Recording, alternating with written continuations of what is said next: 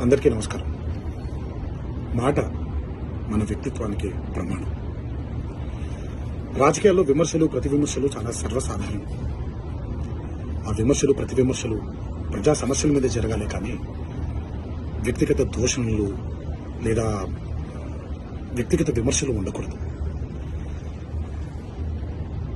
నిన్న ఒక సంఘటన నా మనసును కలిచివేసింది. ఎప్పుడైతే మనం ప్రజా సమస్యల్ని పక్కన పెట్టి వ్యక్తిగత దూషణలకి దిగుతున్నామో, ముఖ్యంగా మన ఆడపడుచుల గురించి పురుష పదజాలంతో మాట్లాడుతున్నామో, అది ఒక అరాచక పరిపాలనకు నాంది పలుకుతుంది. అది తప్పు. స్త్రీ జాతిని గౌరవించడం అనేది, ఆడవాళ్ళని ఆడపడుచుల్ని గౌరవించడం అనేది మన సంస్కృతి. మన నవనాడుల్లో, మన జవజీవాల్లో, మన రక్తంలో ఇమిడిపోయినటువంటి ఒక సంప్రదాయం. మన సంప్రదాయాల్ని రాబోయే తరానికి జాగ్రత్తగా భద్రంగా అప్పచెప్పాలి, కానీ మన సంస్కృతిని కలిచివేసి కాల్చేసి రాబోయే తరానికి ఒక బంగారు బాట వేస్తున్నాం అనుకుంటుంటే అది మన తప్పు. అది మనం చేసే చాలా పెద్ద తప్పు. రాజకీయ నాయకులందరికీ ఒకటే విన్నపం: దయచేసి ఈ అరాచక సంస్కృతిని ఇక్కడితో ఆపేయండి. ప్రజా సమస్యల మీద పోరాడండి. రాబోయే తరానికి బంగారు బాట వేసేలాగా మన నడవడిక ఉండేలాగా జాగ్రత్త పడండి.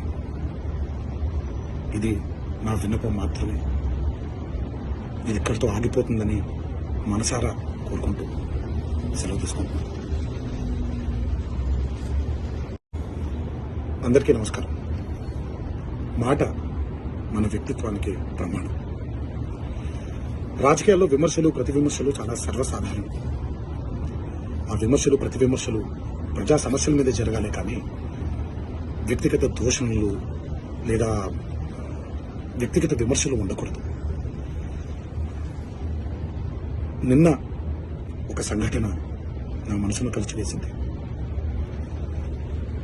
ఎప్పుడైతే మనం ప్రజా సమస్యల్ని పక్కన పెట్టి వ్యక్తిగత దూషణలకి దిగుతున్నామో, ముఖ్యంగా మన ఆడపడుచుల గురించి పురుష పదజాలంతో మాట్లాడుతున్నామో, అది ఒక అరాచక పరిపాలనకు నాంది పలుకుతుంది. అది తప్పు.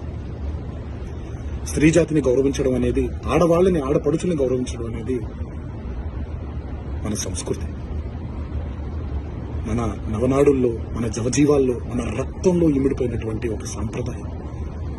మన సంప్రదాయాల్ని రాబోయే తరానికి జాగ్రత్తగా భద్రంగా అప్పచెప్పాలి, కానీ మన సంస్కృతిని కలిచివేసి కాల్చేసి రాబోయే తరానికి ఒక బంగారు బాట వేస్తున్నాం అనుకుంటుంటే అది మన తప్పు. అది మనం చేసే చాలా పెద్ద తప్పు. రాజకీయ నాయకులందరికీ ఒకటే విన్నపం: దయచేసి ఈ అరాచక సంస్కృతిని ఇక్కడితో ఆపేయండి. ప్రజా సమస్యల మీద పోరాడండి. రాబోయే తరానికి బంగారు బాట వేసేలాగా మన నడవడిక ఉండేలాగా జాగ్రత్త పడండి. ఇది నా విన్నపం మాత్రమే. ఇది ఇక్కడితో ఆగిపోతుందని మనసారా కోరుకుంటూ సెలవు తీసుకుంటున్నాను.